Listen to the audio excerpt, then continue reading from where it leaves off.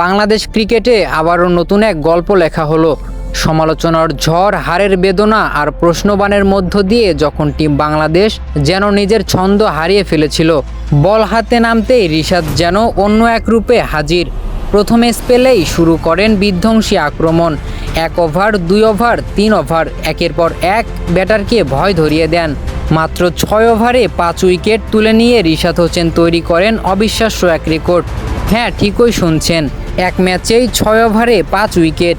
এ যেন বাংলাদেশের নতুন ম্যাজিক মোমেন্ট। তার প্রতিটি বলেই ছিল বৈচিত্র্য, বুদ্ধিমত্তা আর আত্মবিশ্বাসের ছাপ। গুগলি, টপ স্পিন, লেগ ব্রেক, প্রতিটি ডেলিভারি যেন ছিল এক একটা পরিকল্পিত শিল্পকর্ম।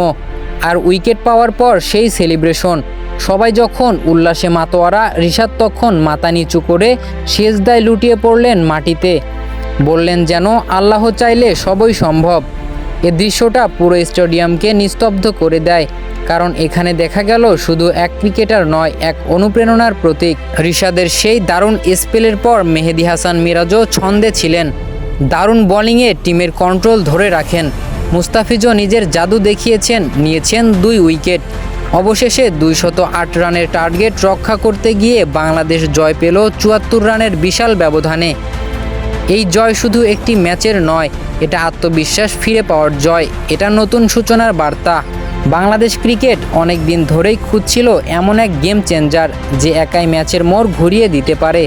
আজ রিশাদ হোসেন প্রমাণ করে দিলেন, যদি মনের জোর থাকে, সুযোগ পেলে বাংলাদেশও জন্ম দিতে পারে বিশ্বমানের লেগ স্পিনার। এই পারফরমেন্স শুধু একটি জয় নয়, এটা আমাদের ক্রিকেট সংস্কৃতির নতুন অধ্যায়ের সূচনা। বাংলা টাইগাররা ফিরে এসেছে নতুন উদ্যমে, নতুন প্রজন্মের নেতৃত্বে। রিশাদকে অভিনন্দন, আর আমাদের সবাইকে মনে করিয়ে দিলেন বাংলাদেশ ক্রিকেট এখনও বেঁচে আছে, আবারও বড় স্বপ্ন দেখার জন্য। তো বন্ধুরা, এই ছিল আজকের ভিডিওটি ভালো লাগলে অবশ্যই একটি লাইক করবেন এবং আমাদের চ্যানেলে নতুন হলে অবশ্যই সাবস্ক্রাইব করবেন।